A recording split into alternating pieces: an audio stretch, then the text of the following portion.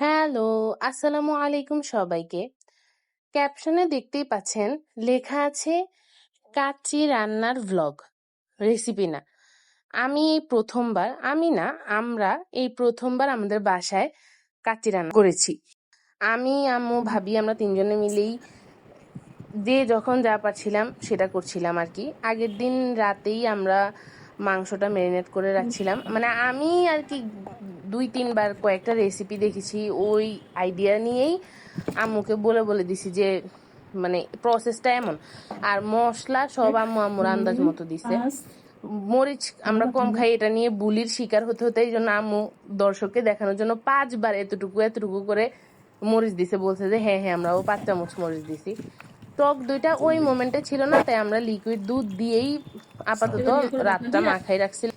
এরপর ভাইয়া রাতে 11টা 11:30টার দিকে টক দই আনার পর আমি ভাবছিলাম রাতেই করে রাখবো, আর এনার্জি পাইনি। পরে সকালবেলা টক দইটা দিয়ে আরেকবার আম্মু না ভাবি কে জানি ম্যারিনেট করে রাখছিল।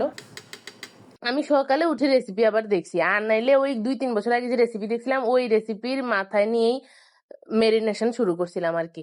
তো দেখছিলাম মহিলা কাঁচামরিচও দিছিল মেরিনেশনের সময়, আর আলু এভাবে করে কেটে দিছে। তো আমি হালকা 1-2 ফোঁটা ফুড কালার হলুদ লবণ দিয়ে তো ভাবি আলু ভেজে নিতেছিল। আর এদিকে আমি 2টা বাটিতে সেপারেট করে একটু দুধ নিয়ে নিছি।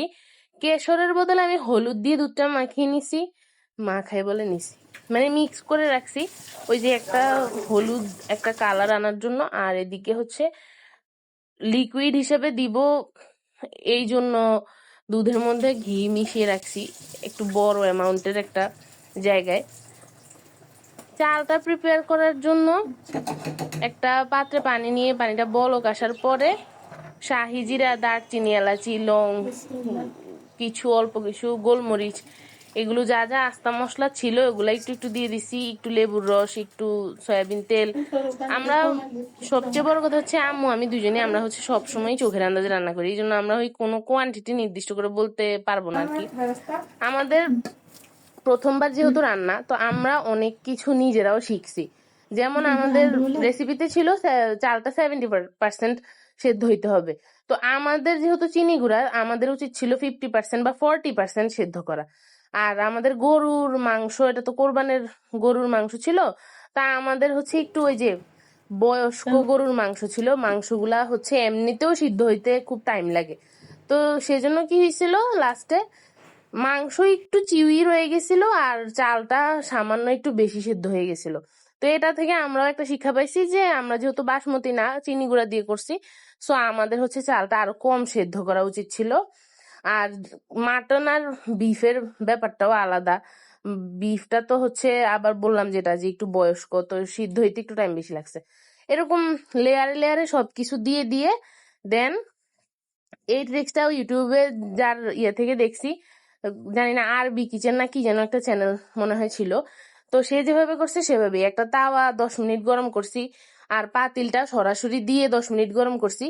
এরপর পাতিলটা তাওয়ার উপর দিয়ে তারপর আঁচ কমাই দিছি, দিয়ে একদম প্রায় মনে হয় আমরা 2 ঘন্টা রাখছি। এরপর আমরা ঢাকনাটা খুলে সত্যি কথা বলতে কোনো স্মেল আসে নাই প্রথমেই। এরপরে কারণ ওই অনেকে দেখছি আমি কাচ্চি পুরাটা উপর করে ঢেলে দেয়, এটাও মনে হয় একটা ভালো পদ্ধতি ছিল যদি আমরা করতে পারতাম। আমরা এত কাহিনী করি নাই, আমরা ডিরেক্ট এভাবে সার্ভ করে নিছি। আর হ্যাঁ, আম্মু আবার সাথে কাবাব করছিল, তো আমি বলছি আম্মুকে যে জালি কাবাবের মতো করেই ভাজি, রেস্টুরেন্টে ঠিক যেভাবে সার্ভ করে পুরো একটা রেডি করি, এই আর কি কাহিনী। তো আম্মু সবাইকে বেড়ে দিতেছিল। সবচেয়ে বেশি টেস্ট লাগছিল আলু। মানে রেস্টুরেন্টেও অনেক সময় যেটা হয় যে আলু সেদ্ধ হয় না, আলু একদম মোমের মতো সেদ্ধ হয়েছিল। আর টেস্ট ওয়াইজ খুবই মজা হয়েছিল আলহামদুলিল্লাহ। আর আমরা তো এমনিও সবসময় বিরিয়ানি এরকম বেশি অ্যামাউন্টে রান্না করে হাফ আম্মু সবসময় রেখে দেয়। তো পরের বার যখন রেখে দেওয়াটা ওইটা আবার আরেকটু ভালো মতো মাংসটা সিদ্ধ হওয়ার জন্য দিয়ে ওভাবে আমরা যখন খাইছি তখন আর একটু টেস্টটা খুলছিল। টেস্ট আলহামদুলিল্লাহ অনেক মজা হয়েছে। আর প্রথমবার রান্না করে আমরা অনেক কিছু শিখছি, সেই শিখাগুলো সহ আপনাদের সাথে শেয়ার করছি। ভিডিও আজকের মতো এখানেই শেষ, টাটা।